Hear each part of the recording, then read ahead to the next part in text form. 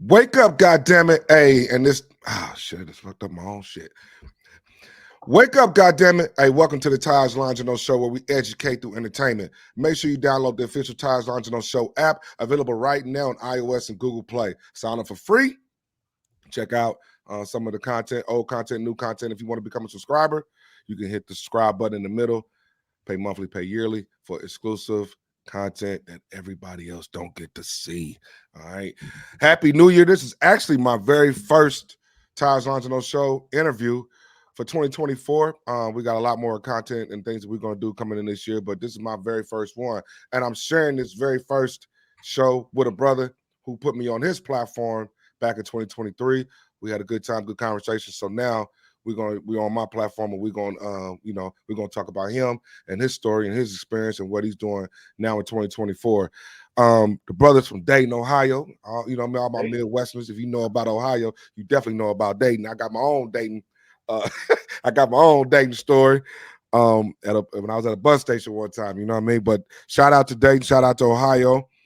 This brother has, he's in media. He's part of the media family.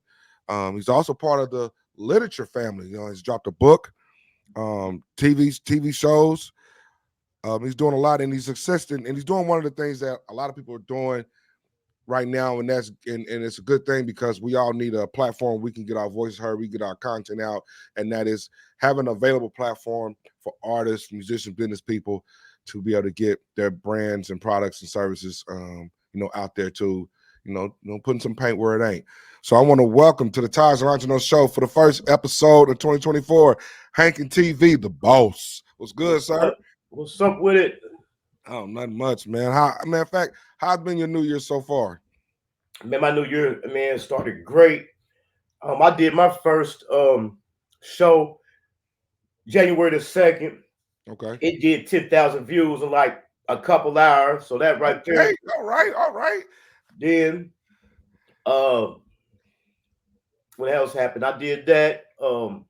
Just recently became a new homeowner. Okay, congratulations. My 2024 is starting off fire, man. I don't got no complaints. Yeah, I can tell in the body in your body language. You know what I mean? You got that. I can tell. I can see everything is gravy, man. And that's what's up, man. When I was on your platform, you told me a little bit about yourself as I was telling you about me, and so that kind of gave me some insight on you. And then, what? Oh man, here we go. That's on your end. Yeah, I know, right? Hold on, while we messed up. Since we messed up. All right, I'm back. I don't know that's wild, man. That has not happened to me. That's why I stopped. It was tearing me up in the middle of about 4 or 5 interviews. I said I can't do that.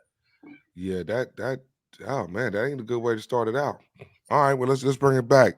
So from Dayton, Ohio, tell us a little bit about yourself, and then let's talk about what got you into media. Man, it's really kind of like a long story. It's a journey. As I be sharing with my viewers, and I'm about to start doing some story times. I did 15 years in the joint. I mean, I was raised in a middle class family. I didn't really have to do the things that I did, but it was just, the late 80s, the lure of the game, called me out there. I ended up hopping off the porch, getting tangled up in the streets, man. And like I said, I did 15 years in the joint. And I always have been a smart guy. And it wasn't until I got incarcerated, man, that I started really applying my knowledge and skills that I had learned in school and growing up, and also the morals and values that my parents had instilled in me. So I basically, man, had to revamp my whole life, because during my journey in and out of the streets and in and out of the joint, man, I did everything under the sun, man, except for shot heroin, mess with punks, mess with kids, kick some ass, or told on somebody. Yeah. So I'm real seasoned, man, and I felt like by me having so many different experiences and stuff, I could apply it to something better, and I thought media would be the perfect thing because I was always intrigued by media. Because I remember growing up in Ohio, we had this TV station. It was called Access 31. Mm-hmm. And what they did, it was like a volunteer program, but they would teach you how to use the cameras and how to edit video. But what they would do, they would go around to all the functions in the city and record them. Like we had like festivals. They would go around to all the festivals, fairs, and they would record them and they would put them up like on a public TV channel. Okay. So I did that for a little while growing up, like for summer camp. So that's when I had first got involved, I would say, with media. And then when I got incarcerated, well, I did 15 years, but I did 10 years straight, but the 5 years was like in two separate bits. But when I got incarcerated for my 10-year bit, it was in the late 90s. And that's when the boom of urban fiction books started, what they call street books. So I'm doing 10 years, man, nothing to do. So I got to reading these street books. So as I got to reading the street books, I got intrigued with them. So I started reading I ended up reading all of them. So when I got my status drop and went to a different institution, and when I say get my status drop, I went to a more lenient institution. What they had did, they had invited in one of the publishers of the publishing company that created these street books because she was once incarcerated. Okay. So she came in, you know, to do like a little seminar and tell us her story about how she had got caught up and incarcerated and wrote her book and got out and started her own publishing company. So while she was talking about her books, you know, she would tell us the synopsis of one of the books, but she dealt with so many authors, she couldn't think of the author's name. But by me having read all of them, when she tell us the synopsis, I automatically knew who the author was. So I answered the question for her and told her who the author was. So after I did that about 3 or 4 times, after the seminar, you know, she called me up there. She's like, you know, you read a lot of books. She asked me, did I want a job? Now I'm incarcerated. So I'm like, yeah, I love a job. So she gave me a job working with her company, which was Triple Crown Publications. She gave me the job of what I was called a reader. And what a reader was, when a person write a book, the first thing they do, you write a manuscript. So you take your manuscript and you submit it to the publishing company in hopes of getting published, getting a book deal. So my job was, when a person submitted their manuscript, they would send it to me inside the penitentiary. I would read their manuscript and grade it, and then let them know if it was worth them looking at it in-house. That's what's up. So I did that for a while. I ended up getting caught up inside the institution because they told me I wasn't allowed to profit while incarcerated. I wasn't allowed to be employed. So that had happened. So by working with them, by doing that and working with them, I had always wanted to be behind the scenes. I'm like, well, I want to be a publisher. I want to publish books. So I learned the game in and out. But for some reason, I just kept having this story just kept popping up in my head. So I write some of it down. Now my goal wasn't to be an author. I just kept writing it down. As I write it down, the story started coming together. I'm like, man, this is pretty dope. So I started letting people read bits and pieces of it. They're like, man, that's fire. So I went ahead and finished it up, and it was a book. So when I got out, you know, I shopped around. By this time, her publishing company, she had sold it, or they wasn't doing as well as they were. So I had bumped into a guy. He told me a guy he know was a publisher. So I got in contact with him. His name is Shante Kennerly Publications. So I got in contact with him, and we brought the book together. My first book, Hanky in Love with the Game. So we brought that to life. So now here he is, a guy coming from the streets, 15 years in the penitentiary, and wrote a book. I get my book out. Then I get people hit me up to interview me. I'm like, what? You know what I'm saying? I'm like, I couldn't believe it. So I did a couple interviews, and I took a liking to that. So I also had seen a void because like you said, I'm from Dayton, Ohio. It's a lot of talent down here. Mm-hmm. So I'm like, man, I need a platform to spotlight some of these people with these talent to get them out there, since technology is making it so easy now. Right. So I came up with the first. I was working with another company. It was called Saving Sexy Radio. And they gave me my own little show on there. It was called the Hanky Hour Radio. That's cool. Where I would it was a females platform, which right. I was the only male, and the audience was women. So that, you know, women, they gonna tune in. Right. So I had my own show called the Hankin Hour. You was right And at I had, home, boy. You all the women, you was good, wasn't you? yeah. So that eventually had faded out. So then I had came up with my own wanted to do my own show. But what happened though, I wanted to have somebody make me. I had never seen it done before. I wanted somebody to make me a trailer for my book. Like instead of for a movie, I wanted to be for my book. So I That is couldn't find different. no. So I couldn't find nobody to do it. All the people who I knew was into that, they kept spinning me. So I said, you know what? I'm gonna go to school. I'm gonna learn how to shoot video and edit myself. So I enrolled in school in the bachelor's degree program, and during my course of going through there, learning more and more, and then learning about streaming, I came up with the idea for my show called Hankin TV, where I said it would be a platform for brand business owners and artists. You know what I'm saying? To shine a light on them and get them out there. A lot of people be stuck on numbers. I'm not stuck on numbers because I don't believe it's how many people see it. I believe it's about who see it. Yeah, and I think we said that we was discussing that when we had our interview. To a certain extent, you're right, because you never know who's watching, right? But I can't tell you how many times publicists have responded to our interview request that we send out asking, "What's your numbers?" You know what I mean?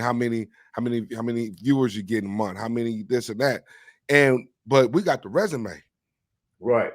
My guest list speak for itself, but they want the numbers. You know what I mean? Right. And rightfully, I can understand why, because you can come on my platform and you might get this number or that number, but you can go over to other platforms, get 100,000 views. You can get, but you don't know if them views is real or not. A lot of people are inflating those numbers. Right. You know what I mean? So, yeah, but you're definitely right about that. To a certain extent, it is about who's watching and not necessarily how many, because it could be 100,000 of a demographic that's not even you. Right. Or it could be 900 people of a demographic that's all you.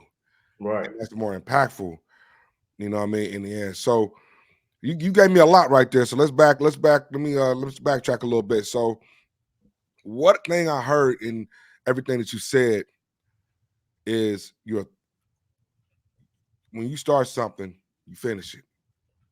You kept your mind busy. You kept focused on something. You didn't get institutionalized where you're running around and doing anything that can land you more time in there. Right. You try to escape the walls versus being trapped inside of them. Right. Which is a lesson in itself for these young dudes out here who think going to prison is just some vacation. Now on social media, all you see them do, they got cell phones in jails all over the place, and they recording everything. They in there, partying, throwing rap songs. It's just not a vacation. Right. You know what I mean? So one question I do have for you, and I want to go back to everything that you were saying, but I don't want to miss this. What message could you give the youngsters, man, about being in the street life and knowing that there's only two ways really out of that? Either you end up jail, you end up going to prison for a long time, or you could possibly get killed or severely hurt. Even though they know this, they still want to go. And what is it that's triggering them to really want to go, knowing that this is the end result? And then what message would you have for them? Man, my message would be the message I give all the time. Don't do it.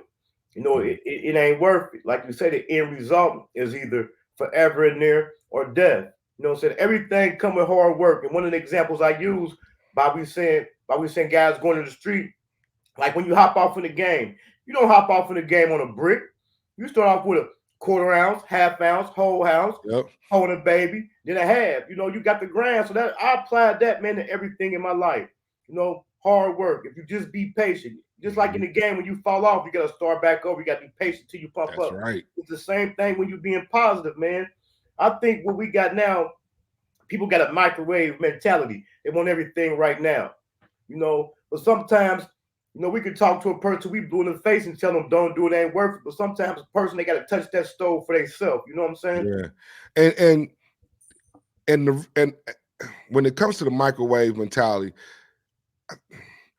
the internet did that, man. See, when we didn't have the internet, you had to go out there and hand your CDs out. You had to go Right. put the posters up yourself. You had to go physically talk to the PD at the radio station, to the DJ at the club. You had to physically go out and build your audience. You had to go out there and get fans. You just couldn't hit a couple buttons on a Facebook ad or Instagram ad, or put a post up and then fans come to you. You had to go out there and organically build that following. And I think the fact that the hustle has changed in that regard, there's no more guerrilla marketing, physical guerrilla marketing. It's online marketing. And that's why they're getting everything right now. You got them on YouTube telling, hey, in 24 hours, man, you can go get X amount of thousands from Bank of America, or you can have 100,000 views, and if you just do this niche, and I mean, it's just so much of that, because they and it kind of has watered down the work ethic aspect. It's truly have watered that down. And I talk to these youngsters all the time, man, and they just got their own thought process behind it. But there's the flip side of that. Here's to their defense, man, they eating. Yeah. You know what I mean? They making a lot of money. So they like, man, we ain't trying to hear that shit, man. We eating over here. And what I think the internet did, it put it in people's face more. Because even before the internet, we still had the microwave mentality. When you see your guy with them Jordans on that was selling work, and you got a job at McDonald's, it's going to take you 2 months to stack up for them Jordans, and when you can go join him and get them Jordans in a couple hours. Yeah, I know all about it. When when you sitting in school, I used to when I was in high school, I'm sitting in class with one of my guys next to me. I know he moving work. You know what I mean? I know he out there. He got every new pair of Jordans known to man. You hear me? And I'm going to work every day trying to rack up this little, back then we wasn't really making no money. So I'm saying, so I'm out here trying to save my little money by my first pair of J's. He got 10 J's ahead of me. Right. You know what I mean? So yeah, it make you want to go out there, man. But at the end of the day, the one thing that'll keep you in check is knowing yourself. I know me. I said this on your platform. My people know I ain't no street nigga. You know what I mean? I'm not a street dude. I'm not trying to go sit anywhere for 15 years. Right. Not 15 days, not 15 minutes. You know what I mean? I'm not going to be able to do that. And I know that. So that keeps me out of trouble. I'll continue to go to work, do what I got to do, and slow grind this thing out, because I can't, I just can't, man. I just can't. And a lot of them don't realize that until it's too little too late. Too little too late. And one of the things, man, I hope that help the younger people, younger and our young adults, is this YSL trial that's going on right now. There used to be a time when you wouldn't see celebrities get in trouble and be plastered all over the news like this. And them boys is facing some major time. So hopefully this is kind of a wake-up call for them on the O-Block situation. But not to cut you off, but here's the crazy part. They don't think it can happen to them. Right. That's the one thing that's wild to me. You mean to tell me that for some reason you just got something that you know that they didn't know? At the end of the day, here's I don't know how many young people really listen to my show. My demographic is a little older, but here's the one thing I know that is true. And I ain't never been in the streets, but I know, I know a few people. The police know everything everybody doing. Ain't nobody doing something that the police don't know about. And if they don't know about you yet, it's coming. Right. The only thing they doing is just sitting back, waiting. Y'all bored? All right, let's go get them. And they just go, and when it's your time to come, they come get you. Right. But when you first jump off the porch, you think you know everything. It ain't until you have to take your lick a couple times that you finally realize that. Yeah. And so, it's good that we got brothers like yourself who can come out. I know I follow a few guys online who's done major time, and they come out with their YouTube channels, and they really trying to explain real prison life to these kids. And I've heard some horror stories on these plays, but even further let me know. Right. I ain't trying to go in there. Prime example. We're gonna say this. I'm gonna move on, but just to close out on this. Just the other day, I was on TikTok. I just told somebody this yesterday.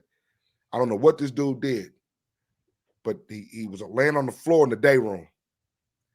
Dude walked out, came out his cell, grabbed the dude was on the ground, grabbed him by his feet, and pulled him. Somebody else was in that cell, opened the cell door up, and dude flung him like he was a nothing, man.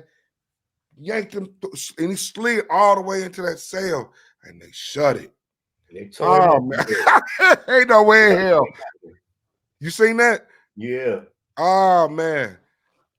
And Oh, that I do felt happen. bad That for that. do happen in there. That ain't scripted. That do happen. Oh yeah, you could tell it wasn't scripted, and it just, I can't, man. So know who you are. If you ain't built like that, if you ain't designed like that, if you know you claustrophobic, you can't sit in a 4x4. If you ain't trying to take shots with men and people tell you when to eat. And when that dude come in there, he wants you and he 290 pounds solid muscle. And he ain't going nowhere no time soon. And he, hey man, it's real. Go to work. Go to Right. work, go to school, figure out something else, man. Everybody can't be a gangster. Everybody can't be a D-boy. Some of us need to go just be normal people and be civilians, man, and live this life and live freely. Moving right along. So we got the book. You dropped the book. Is that the only book you dropped? You dropped more books? That's the only book I had dropped at the time. The book, when I first came up with it and started writing it, it's a 3-part book. It's a trilogy. But once I started going to school for filmmaking, that took my time, so I had to put the book down. I just recently graduated, so I'm about to eventually get into it. Because like now, my show is taking off. My energy is going into that, but I'm about to start splitting up my energy and getting back into the book, and then eventually get into film. Congratulations on that. So 15 years in, and you graduated from college, right? Bachelor's degree. Bachelor's degree. Salute. You dropped your book. Working on another book. You got the platform.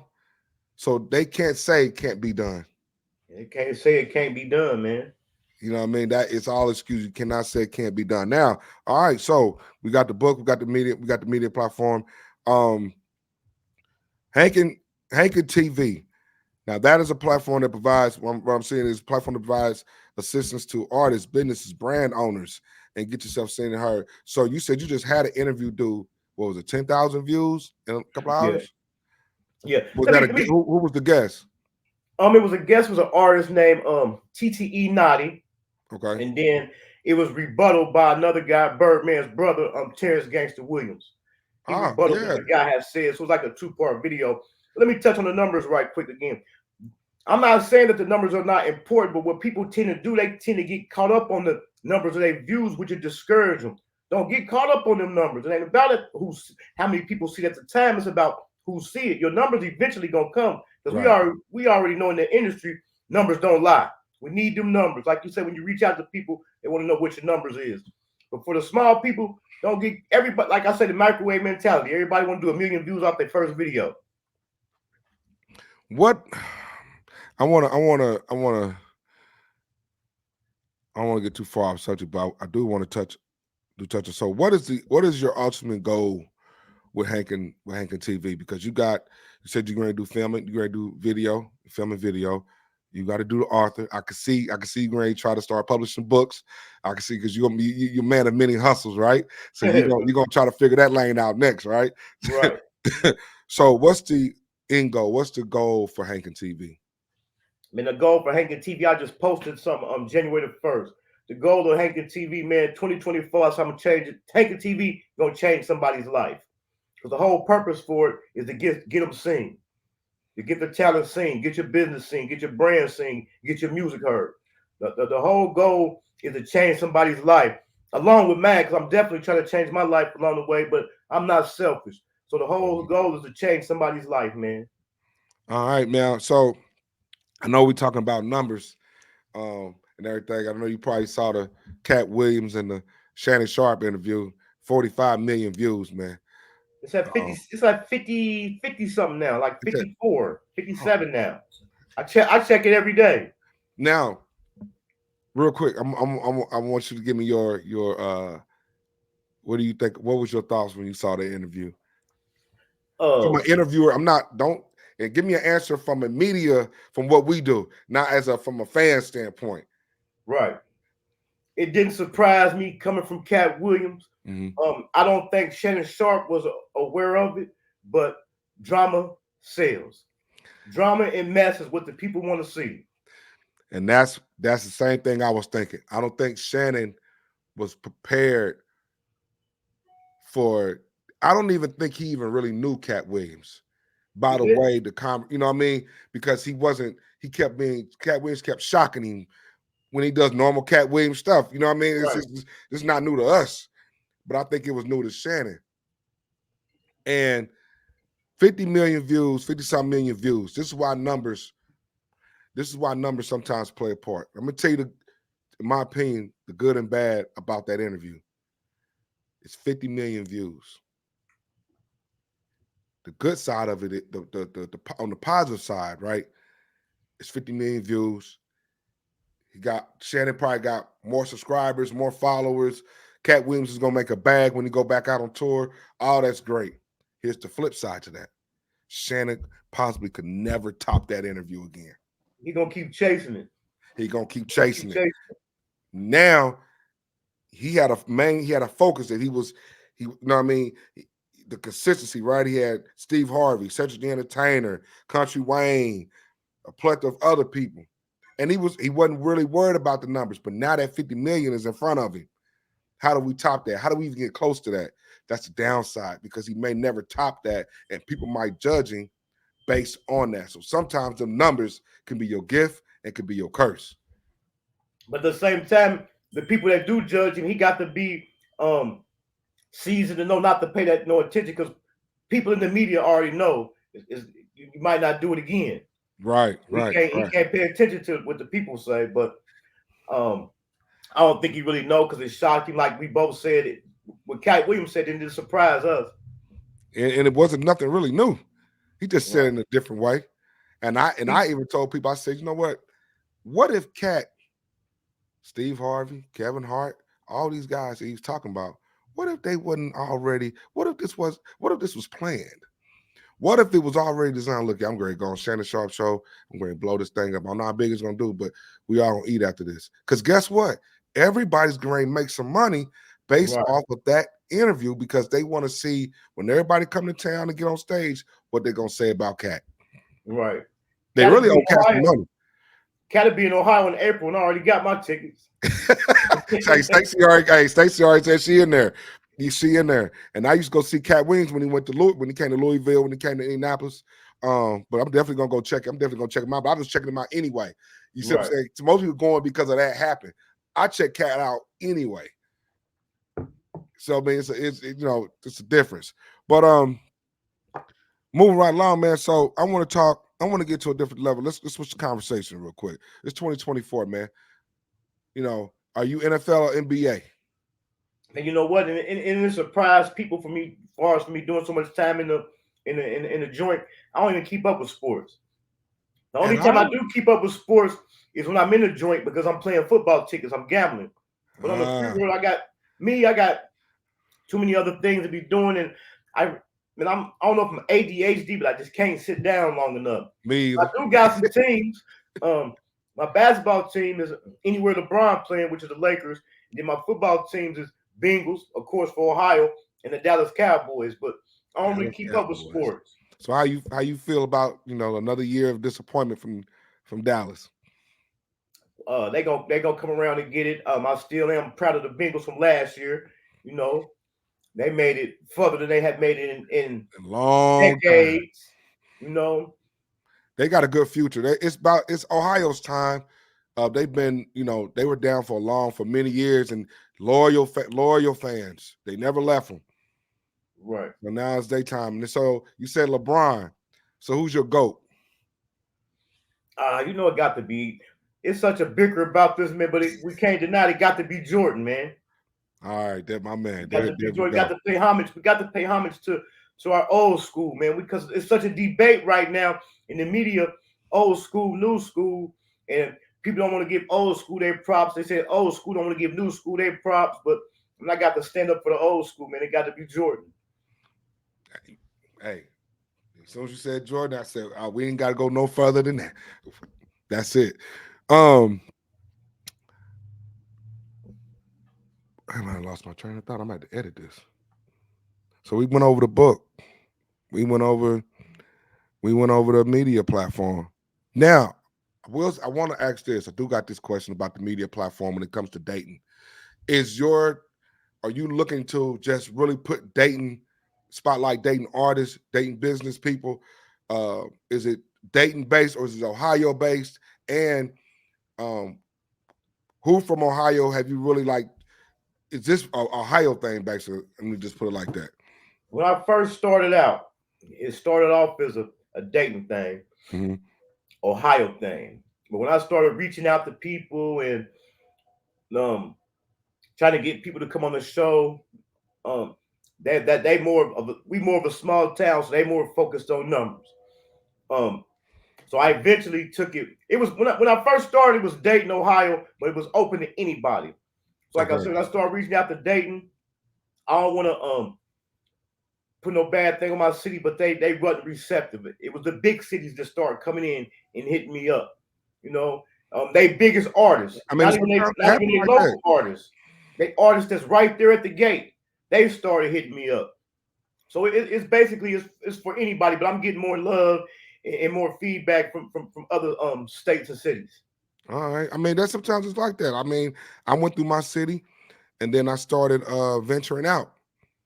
You know, start going to Atlanta. Well, I'm from Atlanta initially, but raised in Nap, and going to LA, and it was like, damn, is this easy out here?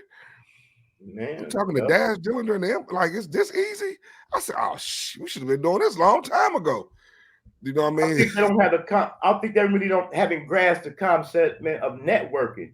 You know, it's about networking with different people. Okay, if you're a dating artist, um, and you come on the show, then you go back and see a past interview. I got a nice artist, maybe from Arkansas on there. That's how you network with him, so you can get in Arkansas and he can get in Dayton. You know what I'm saying? I Mhm. don't think they really understanding the networking, and it's still kind of going back to that microwave. Everybody want it right now. They ain't really ready to put in the work, man. And they don't understand, like, I've been doing this since, I think, '07. I think it's been '07. I can't remember that far back, but I think it's '07, and I'm still grinding. You know what I mean? And you know, they want the microwave thing because that's the way a lot of people been getting on. Right. And they think it's cut out like that for everybody. But you can come fast and you can leave out fast too. And then, although they see other people that get on that way, they still don't know the work the other person had to put in before that microwave. You know what I'm saying? Before they caught that break. That's true. That's true. So what I started doing, man, I really just stop stop worrying about it, man, and just provide the platform. And even if a person hit me up, don't mean they gonna get on. I got to see you working because I'm not gonna work harder for you than you working for yourself. I'm not gonna put you on my show to try to get you seen and heard, and you only dropping singles and music every 4 or 5 months. You ain't got no visuals, no music videos. We're trying to get you seen, man. We ain't Right. trying to get you famous. We're trying to get you seen. Yeah, and they don't understand that either. Like, I don't know, it's just different, man. We just did it different back then. You know, it's just a different mindset, different mentality. What did you learn? What were some of the things? I know you said you come from a good home.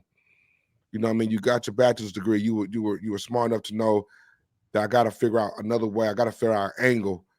I got to leave here eventually. You know what I mean? I'm 15 years, but you still, you know, you don't have life, so you got to figure out what's going to be my play. But what did you take? What was some of the lessons or some of the things you took from the street that helped you, that's helping you survive 15 years, and then also that's helping you now? One of the things I took, man, which you know, regardless of what you're doing in the street, man, mind your business. Mind your business. Stay out of the way.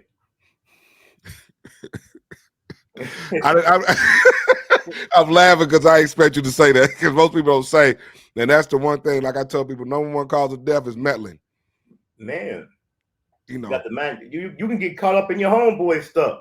So not mind your minding your business. Mind the business. business to pay you. Yeah. uh, I don't mean to laugh, man. There was the I wasn't expecting that. I wasn't expecting that. But man, I just want to salute.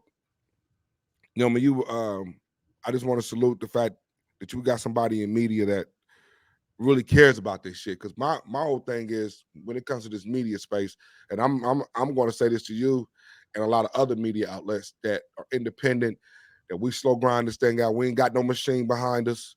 We ain't got no A-list publicists and all that. No shot.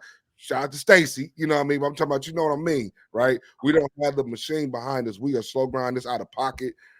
You know what I'm trying to say. You know what I'm saying? So it is really time for people who not really passionate about what we're doing.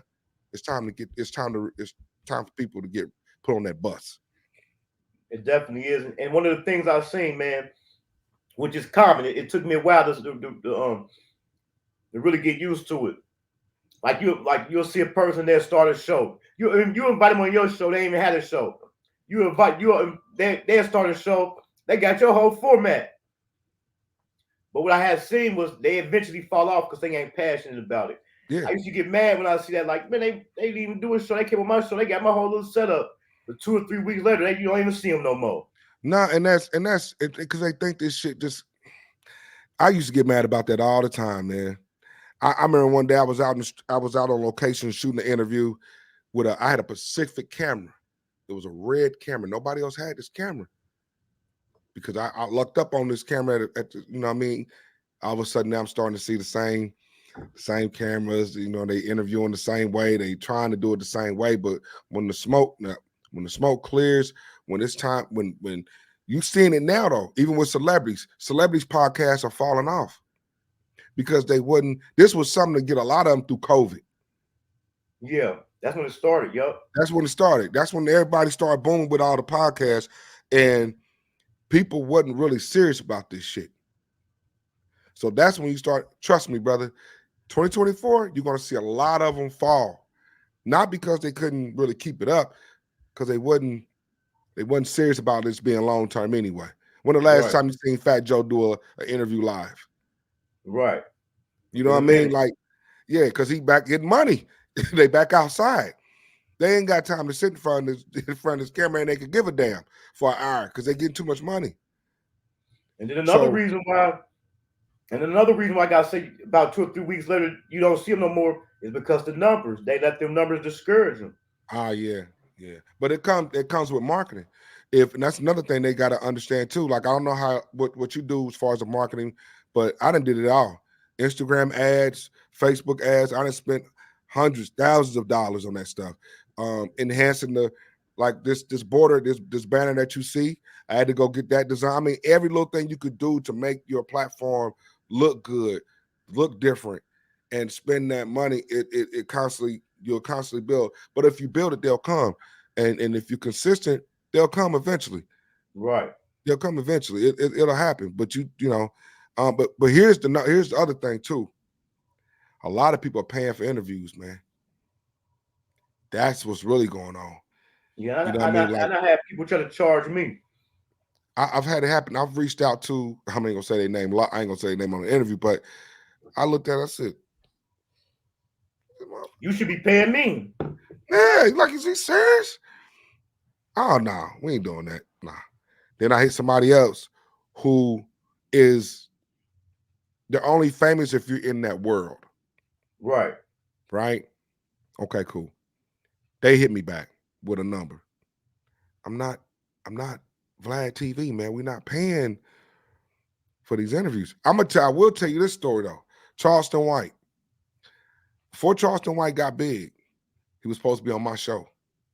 Me and him was texting, right? But between my work schedule and all that, I was like, damn, let me try to figure out how I'm gonna figure him in. As I'm doing that, that's when he ended up on Vlad. And Vlad cut him a check. And that man ain't looked back since. So that's what a lot of it is going to, man. But for those, salute to you and all the others in this media space, man, that's really trying to add value and bring and do it the right way and really putting the time and the effort into this shit, because I am ready to go on a warpath with media platforms who are on YouTube fucking up the what we do. Right. You know what I mean? And making celebrities continue to back away from not wanting to do interviews or only dealing with the ones they got the relations with already. And if you notice, and that's what's been going on, they've been falling back into, I'm only dealing with who I'm dealing with. Right. And then when it comes to the charging thing, I look at it as I'm providing you a service. I'm getting you seen. I'm promoting you.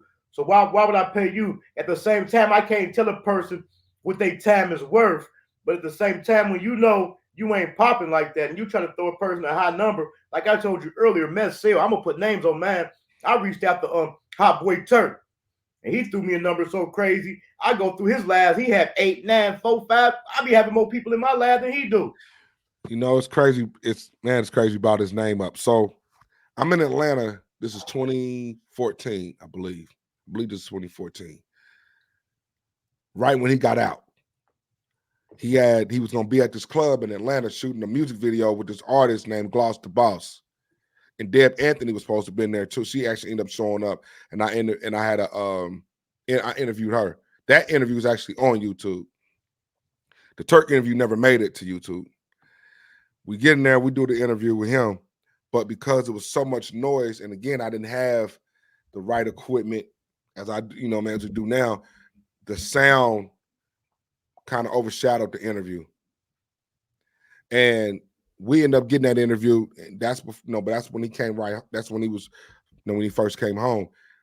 I see now why he's charged, because he done been on this TV show, right? He did that TV show with the couples, him and his wife, and then he's been on all these other media platforms. So he figured his stock is up, and now he's feeling like I could put a price on things now. But I'd rather people just decline the interview request than to put a number on it. I know you deep in the media, man. Technology is so dope right now. They got something that can take that background noise out of there. Oh yeah, now, but back then I was I didn't have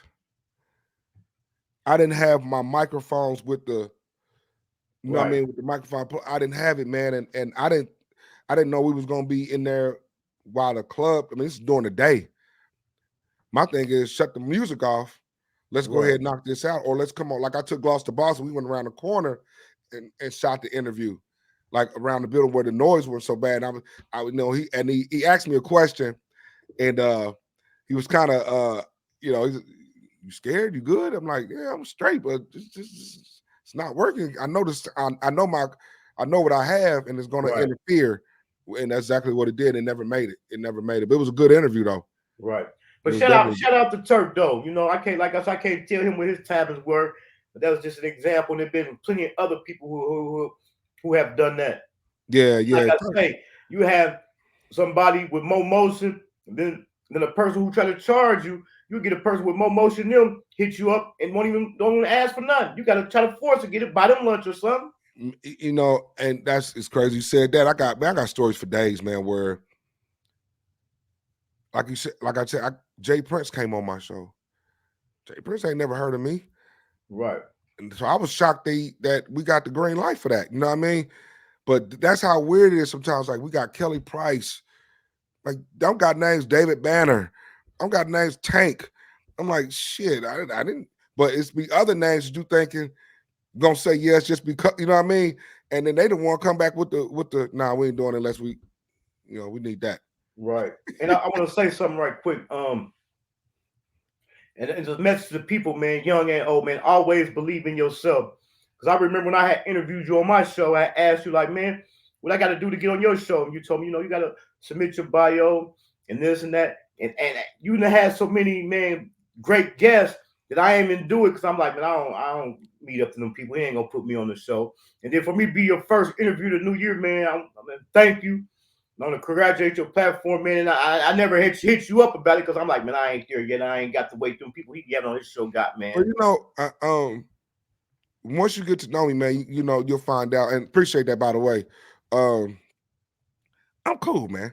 You know what I mean? So if it was something that you wanted to come on here, like when I read it, I was like, okay, you got a book, bachelor's degree, you went to school, and then so dude is moving around.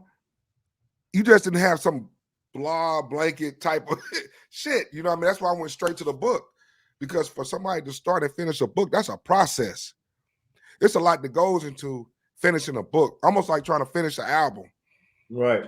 That ain't no easy, that ain't nothing you just could throw together in 5 minutes. So for you to go through that, to be able to have the patience and the consistency and be, and to want to finish that meant that told me a lot right there, that book. And when you finish school, that told me a lot, because anytime somebody can start school and finish, that says a lot about the character. Right. And I appreciate that, man. And when I went to school, it was a 29-month accelerated course, and it took me like 3 years because when I had no background in film, in media, in nothing. So I'm learning as I go. So I'm failing a lot of classes. But my man, I said, I got to finish. I got to get this degree. Yeah, and that, so when I saw that, I said, okay, I got a few areas I can hit. We just got to talk about, the time spent. We can show value in other areas. And so that's why I was like, okay, yeah, let's go ahead and do, let's knock that out, man. So yeah, you the first one, 2024, Hankin TV. Now, if they want to give you drop your social media handles, website, if there's a website, so people can get a hold of you in Ohio, man. Dayton, Columbus, Cincinnati. Oh yeah, and the ones I'm leaving out. If you need somebody, if you need a platform to go on, if you need somebody that's going to listen to your story, display your story, and show you some love, man, show some love to Hankin TV. Everybody ain't doing that for you. Right. A lot of people ain't charging. I ain't even charging. And it's free. Take advantage. Sometimes people think if they ain't paying, it ain't real. No, take advantage of the opportunities out there, because if not, shit, who else is interviewing you? And that was another niche of my platform I thought I'd come with. I said, man, starting off so I get my numbers up, and even after I get my numbers up, I said I'd do it free, because it was a lot of platforms out there charging. Like I try to get my book. I mean, it's business. I couldn't complain. Promote my book, they wanted to charge.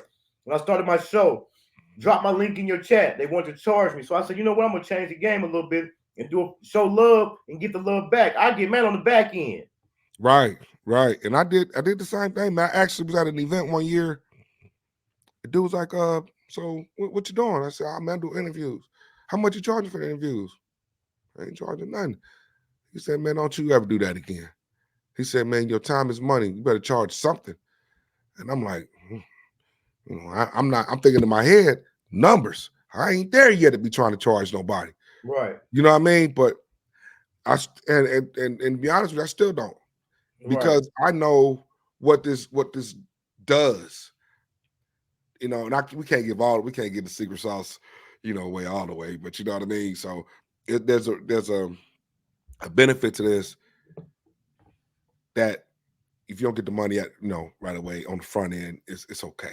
It's definitely come on the back end. So man, give them man, how can they get in touch with you? Hankin TV on all platforms. HANKIN TV on all platforms. I got the Hankin TV merch at hankintv.com. I got the Hankin definition t-shirt. And also, we tell people the definition of Hankin. The word Hankin. I'm sticking to my roots, the street.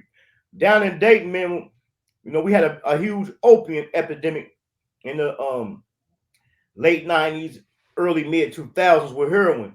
So in Dayton, we call heroin Hank. And when a person was selling a lot of it, when you was rolling, we'd be like, man, you hanking. So I took the word hanking and I put a positive definition to it, and I made it stand for when you can supply the demand and consistently turn a profit. Okay. It was Hankin TV on all platforms. I got the Hankin definition t-shirt. I got the Hankin logo t-shirt and hoodies, coffee cups. Just hit it up. I'm gonna start dropping new stuff with this Hankin TV on everything. All right, man. Well, I definitely appreciate you bringing in the new year with me, man, on the first joint, because I usually get started on the first, man, but I just been working on some other stuff, and I just ain't even got to, I ain't got to it yet. I missed a lot of opportunities, man, because I've been so busy. I ain't gonna say I was supposed to be doing something for Stacy, but man, people don't know, man, coming where I come from, like I told you, I needed everything under the sun, man, except for shot dope, mess with a punk, mess with a kid, took some ass. When you say that, just made me laugh. And I'm a homeowner, man, and that process has just been so paperwork here, gotta go here, gotta go there. Now let's talk about that real quick before we go. I meant to touch on that because you gave me so much earlier. I meant to touch on that. I got off subject. The homeowner, was this for like an investment or was this personal? I'm asking that for a reason. This was personal. Okay. Personal for me to own my own home, and this ain't no shack neither.